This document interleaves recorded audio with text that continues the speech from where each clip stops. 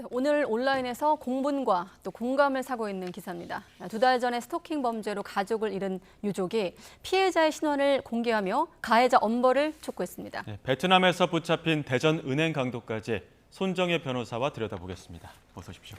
안녕하세요. 네, 그야말로 오죽하면 피해자의 얼굴과 이름을 공개하겠습니까? 자, 스토킹 사건 알아볼 텐데 2달 전에 발생했고 그때도 꽤 충격이 있었어요. 네, 스토킹이 이제 나아가서 살인 범죄로까지 이제 치닫는 사건이 되었었는데요. 네. 지난 7월 17일 경이었습니다. 전 여자친구를 이제 스토킹하다가 화가 나서 살인한 이제 사건이었는데요. 그 경위를 살펴보면 이미 스토킹 범죄로 신고가 되어 있었고요. 2월경 그리고 6월경 각각 스토킹 범죄로 이제 신고가 됐다가 경찰에서도 접근 금지 명령이라든가 피해자 보호 조치가 이루어졌고 여러 가지 이제 조치들은 이루어졌으나 6월경 접근 금지 명령을 받고 4시간 만에 석방이 됐었고요. 그 이후에 이제 일상생활을 하다가 피해자를 네. 찾아가서 이런 살인의 범죄까지 했던 사건이었습니다.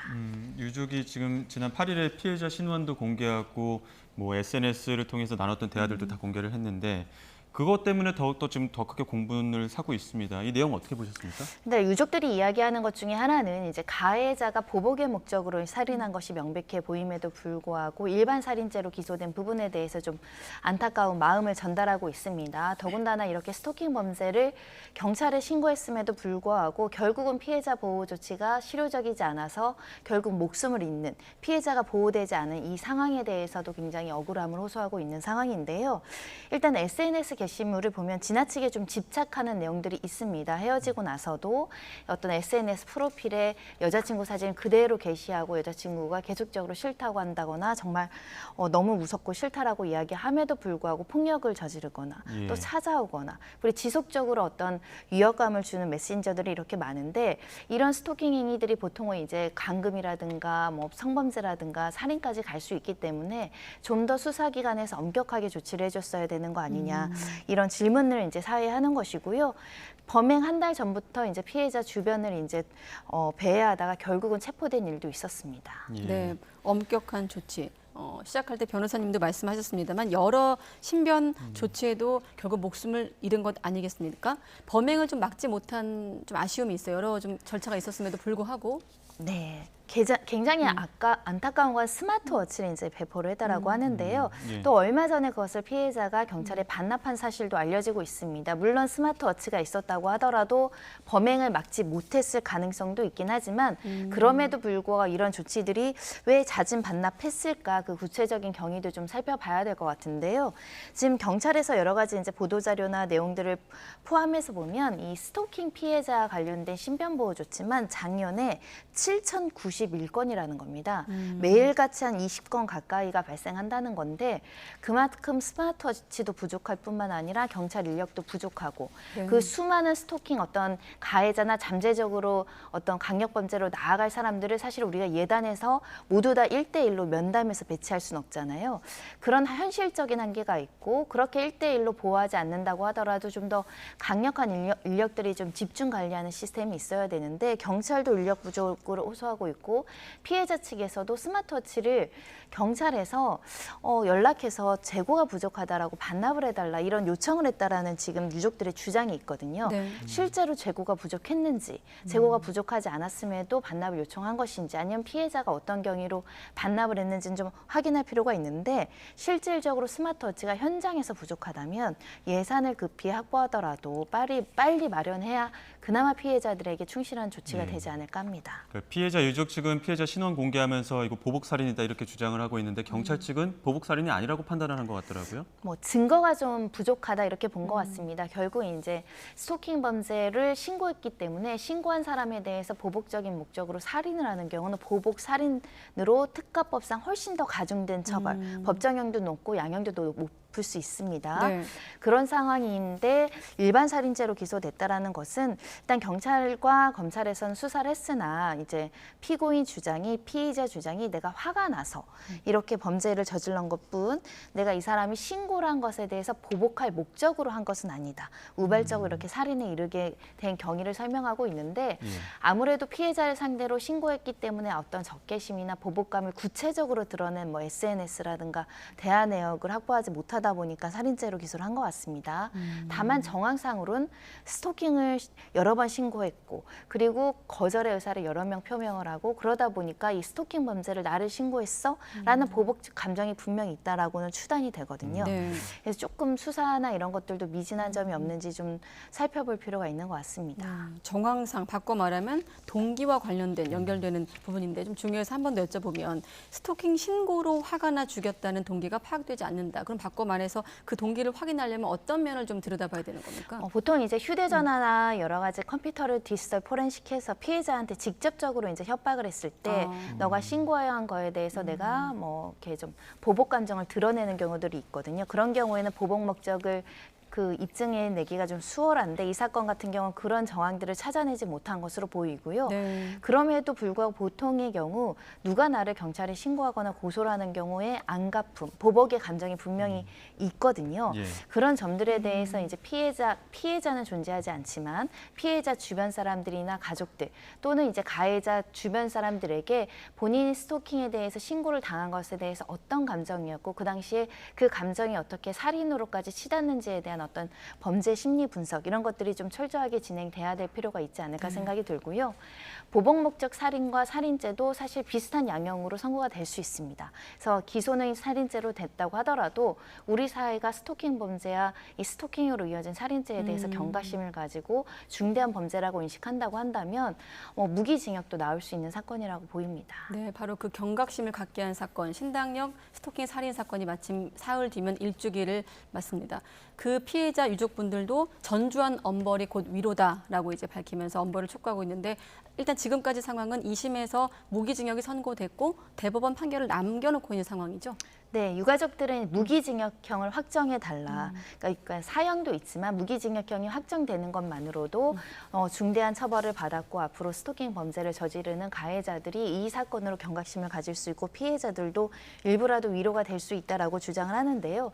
이 사건은 1심에서 보복살인에 대해서 40년형이 나오고 그리고 네. 별도로 스토킹 범죄에 대해서 9년형이 나왔다가 2심에서 병합되면서 무기징역형이 이제 선고되고 대법원에 있는 사건인데 워낙 스토킹의 범죄의 재질이 좋지 않을 뿐만 아니라 반성하지 않는 태도를 보이고 있었기 때문에 더군다나 스토킹 범죄가 계속적으로 발생하고 있어서 이런 보복 목적의 스토킹, 특히 어떤 사람에게 집착하고 본인 마음대로 통제되지 않는다고 생명을 빼앗는 행위는 정말 사회에서 경이돼야 된다.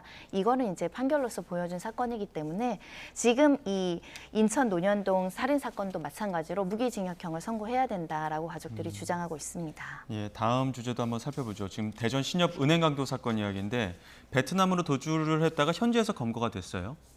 네, 다행히 그래도 예상보다는 신속하게 검거가 될 수 있었다고 보입니다. 사건의 개요는 우리 대전 신협에서 한 3,900만 원 상당을 은행 직원들을 위협하고 여러 가지 폭력적인 행동으로 강도를 해서 3,900만 원을 강취해서 달아났는데 외국으로 이제 바로 도망가다 보니까 이제 피의자를 어떻게 송환하고 체포할 것인지에 대해서 고민됐던 사건이고 인터폴에 이제 적색 수배가 이루어졌던 사건인데요.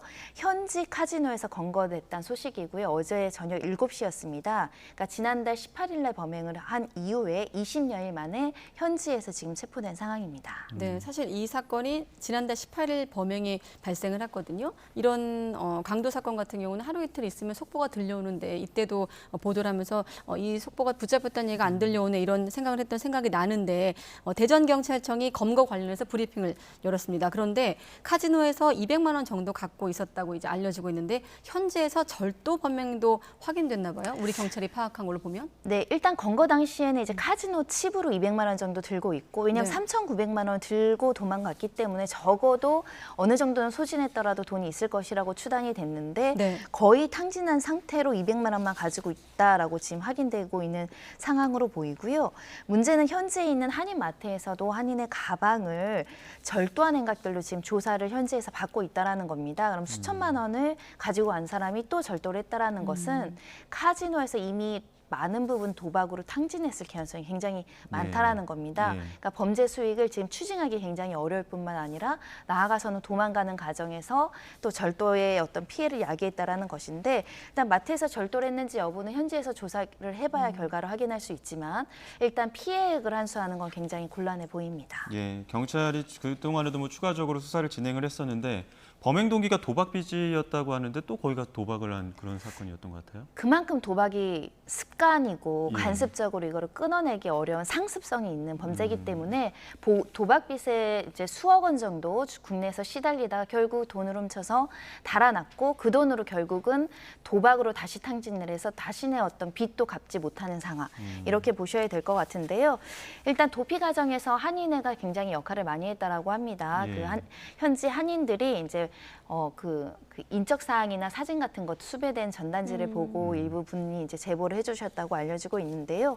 혹시 공범이 있는지 또는 현지에서 또 다른 여죄가 있는지도 수사 대상이라고 합니다. 예. 현지 공안이 여죄를 조사하고 있다고 했기 때문에 그러면 송환이 좀 늦어질 수도 있을까요? 빨리 한국에 들어와서 조사를 받아야 되지 않을까 이런 생각이 드는데. 네, 사법공조가 되어 있으니까 적색 수배, 지명 수배가 난 피의자는 저희에게 송환해 줄 수 있는데 문제는 현지에서 베트남에 또 다른 피해가 있다라고 한다면 또 현지 공안에서 그 수사가 맞춰지고 확인이 돼야 저희에게 이제 송환할 수 있기 때문에 지금 본격적인 수사를 바로 벌이기는 어렵지만 현지 조사가 끝나는 대로 송환 받을 예정이라고 합니다. 네. 아무튼 붙잡혔습니다.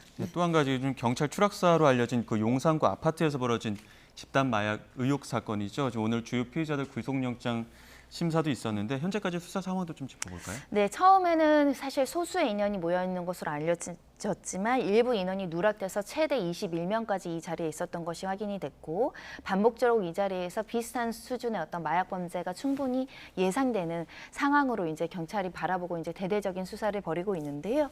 그 중에 3명에 대해서는 재질이 좋지 않고 특히 장소 제공이라든가 마약을 유통했다라는 어떤 공급책이 중대한 역할을 했기 때문에 3명에 대해서는 구속영장을 신청한 상황이고요. 일단 이 사건이 알려진 것은 현지 경찰이 새벽에 이제 추락사하면서 그 구체적인 원인을 둘러싸고 이제 경위라든가 사건의 어떤 마약범들이 어떻게 이제 모여 있었는지에 대해서 지금 살펴봐야 되는 상황이고요. 아직 순직 경찰 간의 마약 성분 결과가 나오진 않은 상황입니다. 정황상으로는 마약을 투약했을 가능성이 높아 보이지만 부검 결과를 기다려야 되는 상황입니다. 네, 끝으로 말씀하신 대로 부검 결과 나올 때까지 좀 시간이 걸리는데 마침 또 경찰이 마약과의 전쟁을 좀 선언해 놓은 상황이기 때문에 숨진 경찰관의 그 마약 투약 여부도 더 논란 아니겠습니까? 결과에 따라 좀 파장이 클까요? 경찰의 자성의 목소리가 요구될 수 있습니다. 왜냐하면 마약범들이 모여있는 그 장소에 경찰이 잡으러 들어간 게 아니라 같이 마약을 같이 하고 범행에 동조하고 공모했다는 사실은 경찰 조직으로서는 기강행위로 비춰질 수밖에 없고 내부의 부정부패 비리를 어떻게 척결할 것인가에 대한 문제점을 지적받을 수밖에 없기 때문인데요. 네. 근데 이 사건의 중요한 거는 현직 경찰도 마약에 가담할 정도로 마약이 강범위해졌다. 그만큼 우리 사회가 마약에 조금 열려 있고 더 노력해서 척결해야 되지 않을까 생각을 합니다. 네, 부검 완료까지 짧게는 일주일이고 길게는 2, 3주가 걸린다고 하고요. 일단 오늘 3명에 대한 구속영장 심사 결과까지 한번 지켜보겠습니다. 네, 손정혜 변호사였습니다. 고맙습니다.